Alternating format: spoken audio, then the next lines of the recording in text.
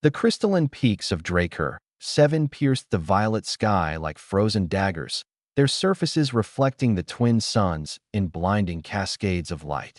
Within those mountains, carved from obsidian stone, stood the orphanage of fallen wings, a place where dragon hatchlings who had lost their parents came to await adoption into new clans. Anna stepped off the transport shuttle, her breath forming clouds in the thin, frigid air. The human engineer adjusted her thermal coat and grabbed her toolkit, her brown eyes scanning the massive structure before her. She had traveled 3-star systems to reach this place, responding to a desperate request that had been bounced between a dozen contractors before landing in her inbox. Another human, rumbled a deep voice behind her. The third this cycle. Anna turned to face Keeper Vorthax, an elderly dragon whose scales had faded from crimson to pale pink with age. His wings, tattered at the edges, folded against his massive frame as he regarded her with ancient golden eyes. The others couldn't solve the problem? Anna asked, though she already knew the answer. They tried to apply human solutions to dragon needs, Vorthax said, his tail sweeping across the frozen ground. Come, see for yourself why we called you here.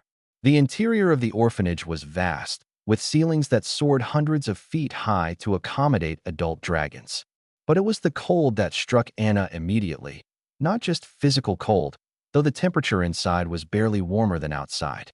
There was an emptiness, a hollowness that seemed to absorb all warmth and life. In the great hall, 47 dragon hatchlings huddled together in groups. Their scales, which should have shimmered with iridescent health, appeared dull and lifeless. Some were no larger than house cats, others the size of ponies, but all shared the same listless demeanor. They're dying, Vorthax said quietly. Not of hunger or disease, but of something your human doctors called failure to thrive. Without the warmth of a mother's embrace, without the resonance of a family's presence, they simply fade. Anna knelt beside a small silver hatchling who watched her with dim blue eyes. The creature's internal temperature should have been volcanic, but Anna could feel the coldness radiating from its scales. The other engineers tried heating systems, Vorthax continued. They installed thermal generators, radiant panels, even artificial sunlight. But it's not heat these children need. It's warmth. Do you understand the difference? Anna did. She had grown up in a cold orphanage herself, back on Earth, before Alexander had found her. Her brother, adopted, but no less real for it, had taught her that warmth wasn't measured in degrees Celsius. Give me 3 days, Anna said, standing, and I'll need complete access to your cultural archives.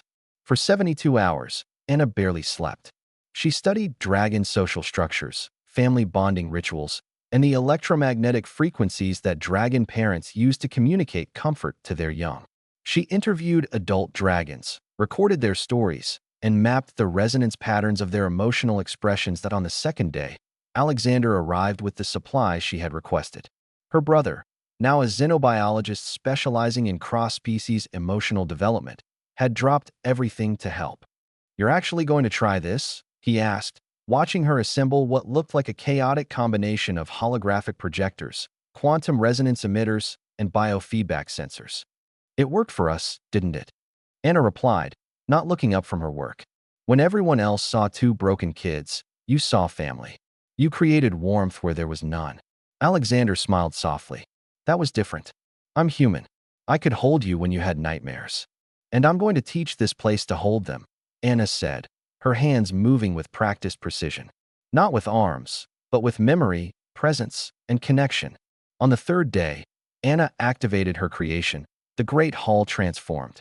The air itself seemed to come alive with gentle vibrations, not sound, but something deeper, something that resonated in the chest and bones. Holographic projections flickered to life around the walls, but these weren't simple images. Using quantum entanglement and biorecorded emotional imprints, Anna had created something unprecedented, the stored warmth of thousands of dragon parents who had passed through these halls over centuries. Each projection was a memory, a feeling, a presence. They moved through the hall like ghosts of love itself, each one radiating the unique electromagnetic signature that dragon hatchlings instinctively recognized as family. The effect was immediate. The silver hatchling Anna had touched days before lifted its head, its eyes brightening. A small chirp escaped its throat, the first sound it had made in weeks. Around the hall, other hatchlings began to stir, their scales slowly regaining their luster, but Anna wasn't finished. She had incorporated one more element, something that scandalized the more traditional dragons. She had included human lullabies, converted into draconic frequency ranges, soft melodies that spoke of safety, belonging, and unconditional love. This is unprecedented, Vorthax whispered, his ancient eyes glistening. I can feel them. All the parents, all the families who have walked these halls. You've given us back our ancestors. A small copper hatchling approached Anna, nuzzling against her leg. Its internal temperature had risen 20 degrees in minutes. Around the hall, the children began to play for the first time in months, chasing the holographic presences of their surrogate family. Alexander placed a hand on his sister's shoulder. You did it. We did it, Anna corrected. You taught me that family isn't about biology or even species. It's about creating warmth where there was cold, presence where there was absence. I just applied the principle. Vorthax approached them both, lowering his massive head in a gesture of profound respect. Your kind has a saying, I believe. It takes a village to raise a child. We do, Anna confirmed. You have given us back our village, the ancient dragon said. Not with stone or fire, but with something more powerful. You've shown us that warmth can be engineered, that love can be stored and shared, that memory itself can become a living embrace.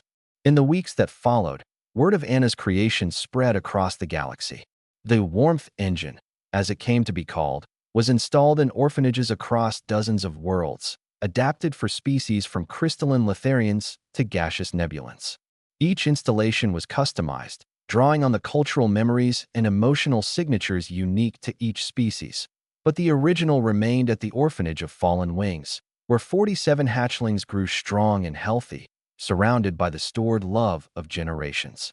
And sometimes, on quiet evenings, they would gather around Anna and Alexander, listening to human stories of a species that had learned, through trial and error, that the most important technology wasn't the kind that conquered worlds or crossed galaxies. It was the technology of compassion, the engineering of warmth, and the science of making sure that no child, of any species, ever had to grow up cold again.